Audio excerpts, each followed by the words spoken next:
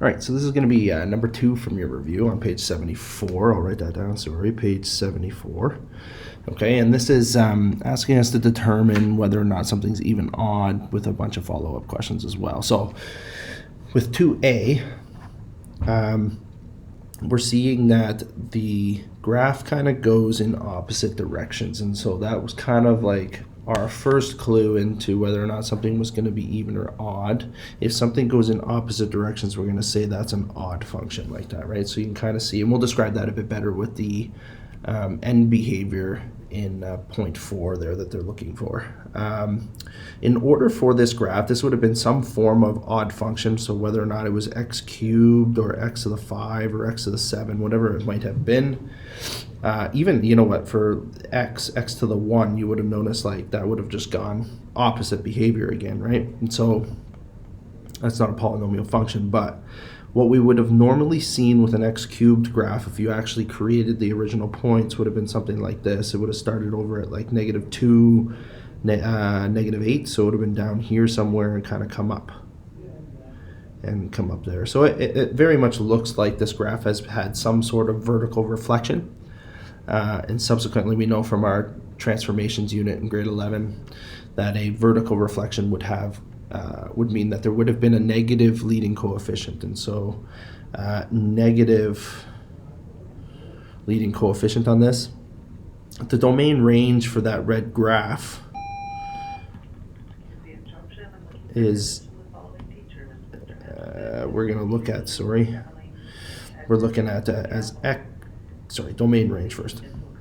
The domain, there are no restrictions, remember from the last question, on the domain of a polynomial function. The range could be also y is a part of the real numbers. Okay. The end behavior. So as x goes to -infinity, y is going to go to +infinity. And as x goes to +infinity, y goes to -infinity. You can kind of see that. So as I go out to +infinity, this is +infinity over here, the y values are going to -infinity and vice versa for the other side. Okay. Part B, and one last one. Whether or not something has line or point symmetry. Okay, I'm just going to do a little like, show you something.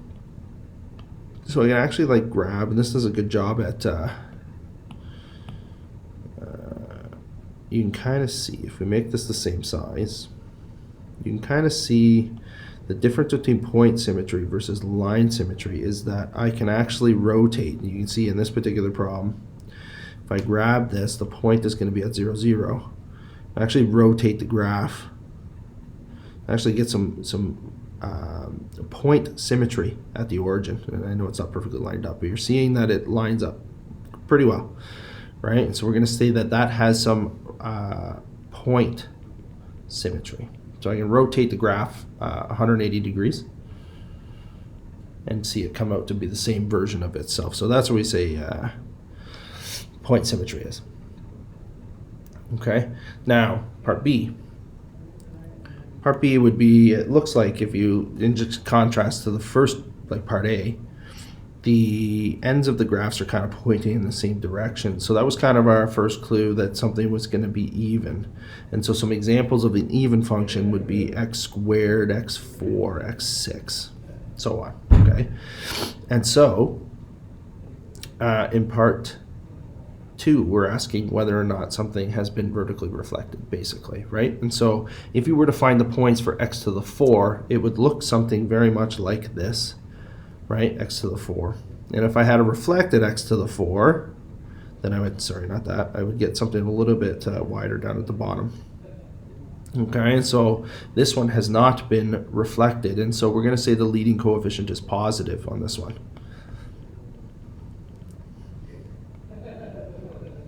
Okay, in 3, again, there shouldn't be any restrictions on our domain if we're calling something a polynomial function. And so as x is like a part of the real numbers, and because I don't have any restrictions on the domain, I shouldn't have any restrictions on what the function spits out either, okay? Except, almost caught myself there, except one thing. Does the graph ever go into the negative values with this particular graph? And the answer is no.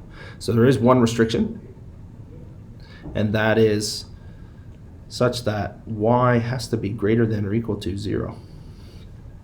Okay.